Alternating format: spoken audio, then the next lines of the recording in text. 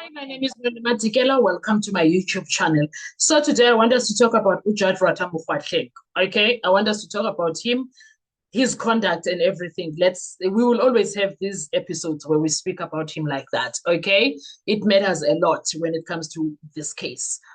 Now, we do know that South African law requires requires something that is very simple but powerful. A judge must be firm. Firm is conduct, firm is consistency, firm is principle. Okay, let me repeat that. Something that is that is very simple, ne? That is expected from a judge by the law of South Africa or the judiciary of South Africa. A judge must be firm. Firm is firm in his conduct, firm in consistency, firm in principle, not theatrical, not strategic, not selective. Those are not the ones that he's supposed to be found in. Because the courtroom is not a stage. It is the last line of trust between the South African citizen and the state. That is what it is. That is why many times you will find people so annoyed with Ujad Rata, so annoyed to an extent that abanye abantu, they can't stand him. There are people who are hating on him on that comment section of YouTube. They will swear at him like you will be so shocked and embarrassed. Okay. Now, today we are forced to ask difficult questions. Are we witnessing justice or an illusion of it? This video is not about personalities. It is about patterns. And once you see the pattern, you cannot unsee it. That is the problem. Now, judicial conduct is not a vibe. You can't just it can't be, let's say, fun, it's not that. Okay. A judge is supposed to be firm, yes. And also, as I said, judicial conduct is not a vibe. It is not a mood. It is not something you switch on and off. Did you hear him talking about, that is why I lose my temper? Nah. His conduct does not allow him to even get there. He has no reason to get there. Absolutely none. Okay? A firm judge is firm all the time.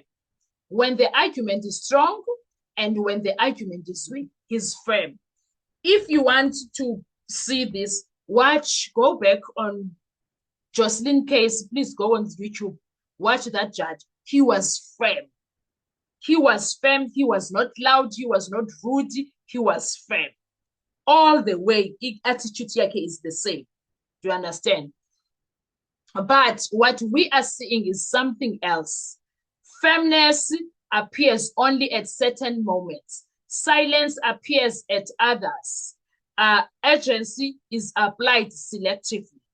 The other person that I can make an example of when it comes to firmness is Justice Madlanga.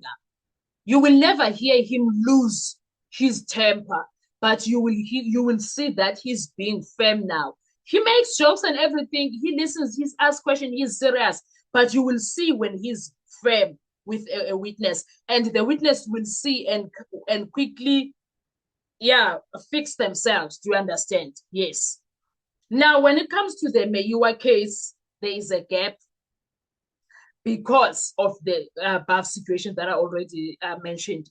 Firmness appears only at certain moments in the sense of Meyiwa murder trial.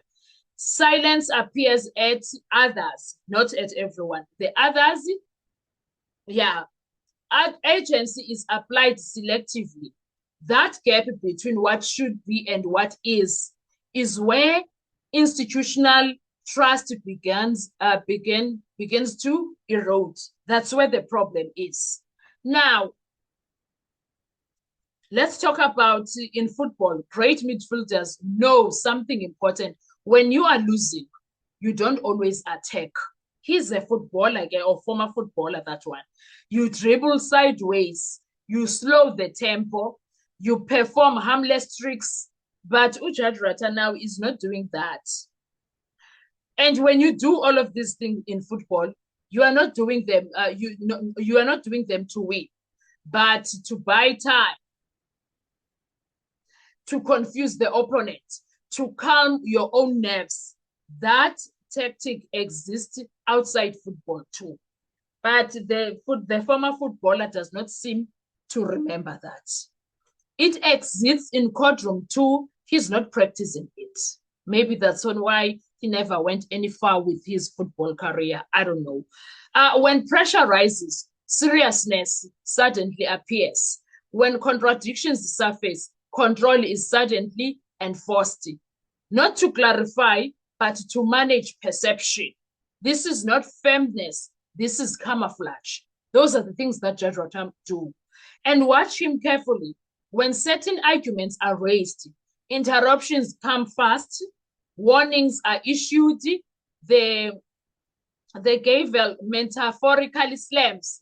But when other arguments surface, arguments that expose weaknesses, there is silence. And the weakness of the state, he keeps quiet, Judge Rotam Kgwatleng. It's the same court, same rules, different reactions. Do you understand? That is not neutrality. That is selective authority. And selective authority is not accidental. It is a symptom. It is a symptom. And beyond the court, the case is no longer confined into the courtroom. It is beyond the courtroom. Defense teams are watching. The people of South Africa are watching. Researchers are listening. Public analysts, us, we are watching. We are being monitored. Also, we are monitoring everything. Do you understand? That is why tone shift happen. That is why posture changes. Okay, pressure doesn't just exist inside the courtroom. It exists online, in public discourse, in real time, and pressure reveals cracks. So those are the things that we are suffering when it comes to the Senzo Meyiwa case. And when the truth comes from the wrong places, here is an uncomfortable reality. Sometimes truth does not come from clean heads. It comes from people who were once protected and then abandoned. Do you understand? When protection disappears, loyalty disappears with it. That is how information surfaces. That is how whispers become patterns. That is why stories involving large sum of money don't sound impossible anymore.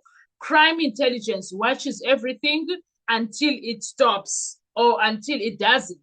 And when the system stops protecting its own, people start talking. So that is why we are having all of these problems here. That is why. That is why what team defense really means. Let it be said clearly. That is why now you will find there is team state, there is team defense. Supporting the defense does not mean defending criminals. No. It means defending standards of our judiciary, standards of our justice system. Because if institutions bend rules for the guilty today, they will bend them for the innocent tomorrow. This is not about sides. It is about principles. And principles are supposed to be non-negotiable. Do you understand?